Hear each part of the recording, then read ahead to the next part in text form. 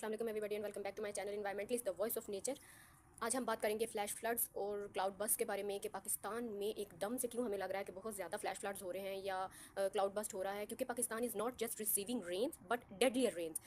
हमारी जो बारिशें हैं वो ख़तरनाक हद तक बहुत ज़्यादा होती जा रही हैं और ऐसा क्यों हो रहा है इसके बारे में आज आपसे बात करूँगी, क्योंकि फ्लैश फ्लड्स और जो क्लाउड बस्ट है ये सिर्फ हमारी अपनी ही एक कह लें कि नेग्लिजेंस का वो है, रिजल्ट है, due to urbanisation, due to floods, due to poor urban planning, deforestation और ये सब जो कॉन्सिक्वेंसेज जो सब एक चीज़ें हैं ये सारी मिलके तो फ्लैश फ्लड्स की तरफ हमें ले जाती हैं। इनके बारे में बात करेंगे क्योंकि अब हम इन सब चीज़ों को कंट्रोल भी कर सकते हैं, from planting trees to poor urban planning जो है उसको हम अपने थोड़ा सा ठीक करें, स्मार्टर सिटी प्लानिंग की तरफ आएँ, क्योंकि हर स्टेप जो सा है वो काउंट होता है। अब क्राइसिस है क्या? बेसिकली क्राइसिस ये है कि पिछले 30 सालों में पाकिस्तान का जो 1/5 फॉरेस्ट कवर है ना वो हमने ख़त्म कर दिया है। इंडस्ट्रियलाइजेशन, अर्बनाइजेशन और इन सब चीज़ों के पीछे हमने जो अपने दरख्त हैं वो बिल्कुल ख़त्म कर दिए हैं, जिसकी वजह से क्या होता है कि बारिशें जब आती हैं तो दरख्त बारिशों को अपने पत्तों के अंदर, अपनी जड़ों के अंदर, इन चीज़ों में एब्जॉर्ब करते हैं, और जब दरख्त ही नहीं होंगे तो अल्टीमेटली वो पानी सारा का सारा हमारी स्ट्रीट्स में, हमारे घरों में, उन जगहों पे जाएगा और वो फ्लैश फ्लड्स ही कॉज करेगा। और ये सब हमें क्यों इतना सडन लगता है? Why it feel so much sudden, जबकि ये सडन नहीं है। इसकी वजह यह है कि क्लाइमेट चेंज की वजह से जो रेनफॉल का पैटर्न है वो इरेटिक हो रहा है। इरेटिक का मतलब होता है इरेगुलर, कभी भी बारिश हो जाना।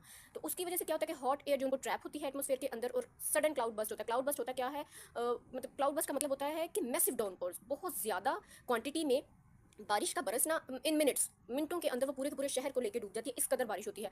और होता क्या है कि जो हमारे ड्रेनेज के जो सिस्टम है वो ब्लॉक हो चुके हैं ड्यू टू कंस्ट्रक्शनल वेस्ट और उनकी मतलब ब्लॉकेज की वजह से, उनकी पुअर सीवरेज की वो मेंटेनेंस की वजह से भी। तो उसकी वजह से फिर ये होता है कि सारा का सारा पानी उधर से उस सीप होने की बजाय या उसमें हल होने की बजाय या एब्जॉर्ब होने की बजाय या ये वहाँ से आगे जाने की बजाय हमारे घरों की तरफ आ जाता है। अब इसके कॉन्सिक्वेंसेज क्या होते हैं? कॉन्सिक्वेंसेज ये होते हैं कि फ्लैश फ्लड्स आ जाते हैं बहुत ज़्यादा, जैसे केपी में आया हुआ है, जो पूरे के पूरे गाँव को लेकर अपने साथ चला जाता है। Destroyed crops and foods, billion damage to infrastructure, और फिर कितनी हज़ारों फैमिलीज हैं जो डिस्प्लेस हो जाती हैं just because of the consequences of this act. और हम क्या कर सकते हैं एक बिगर पिक्चर पे? हम ये कर सकते हैं कि लार्ज स्केल पे हमें रीफॉरेस्टेशन करनी चाहिए, जो मैं मल्टीपल टाइम्स कह चुकी हूँ कि हमें दोबारा दरख्त लगाने की तरफ आना चाहिए, प्रोटेक्शन ऑफ रेंज लैंड्स करनी चाहिए, स्मार्ट सिटी प्लानिंग की तरफ जाना चाहिए, जिसमें कोई भी ऐसी चीज़ जो रिवर्स और ड्रेनेज के सिस्टम के ऊपर ना कंस्ट्रक्ट की जाए, डेवलप की जाए। फिर कोई ऐसा सिस्टम होना चाहिए जो रेन वाटर को स्टोर करे और स्टोरिंग वेटलैंड्स एंड रिवर्स।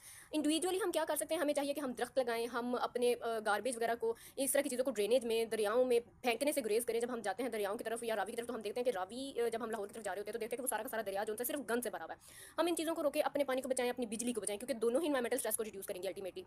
और ऐसी पॉलिसीज़, ऐसी एनजीओज़, ऐसी बिजनेसेस जो इन्वायरमेंट की वेलबींग के लिए काम करें, हमें चाहिए कि हम उसको भी सपोर्ट करें, क्योंकि फ्लैश फ्लड्स सिर्फ नेचुरल डिजास्टर्स नहीं रहे, ये हमने अपनी चॉइसेस की वजह से वर्स्ट कर दिए हैं। और Pakistan can't stop heavy rains, हम उसको रोक नहीं सकते, but what we can do, we can make sure rain doesn't turn into tragedy rather than a blessing. अब ये टाइम है एक्ट करने का, हमें चाहिए कि हम अभी एक्ट करें और इन बारिशों को दोबारा ब्लेसिंग्स बनाएं अपने लिए।